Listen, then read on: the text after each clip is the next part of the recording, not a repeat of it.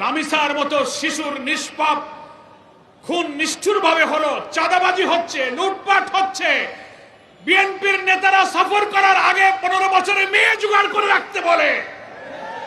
সেই দিকে দলকে সংশোধন করার কোন প্রচেষ্টা সরকারের নাই। দুর্নীতি বিদ্যুৎ ক্ষেত্রে ঠেকালেন না। ক্যাপাসিটি চার্জের নামে দলীয় লোকদের আগের থেকেই আপনি কুইক রেন্টাল পাওয়ার নানান বিদ্যুৎ কেন্দ্র বানিয়েছেন, বিদ্যুতের প্রোডাকশন নাই। চুক্তির কারণে আপনি তাদেরকে ক্যাপাসিটি চার্জ দিয়ে যাচ্ছেন। এই অর্থমন্ত্রী আমির খসরু সাহেব আইএমএফ এর শর্ত পূরণ করার জন্য বৈঠক করে আইএমএফ শর্ত দিয়েছে বিদ্যুতের দাম বাড়াও। বিশ্ব ব্যাংক আর আইএমএফ এর কাছে আমরা তো দাসখত দেইনি, আমরা তাদের গোলাম না। তাদের কথায় আপনি বিদ্যুতের মূল্য বৃদ্ধি করে জনগণের দুঃখ কষ্ট দুর্ভোগ আপনি আবার বাড়িয়ে দিয়েছেন। সেজন্য আমরা পরিষ্কার বলতে চাই, আজকের এই মিছিল পূর্ব সমাবেশে অবিলম্বে এই বর্ধিত মূল্য প্রত্যাহার করতে হবে।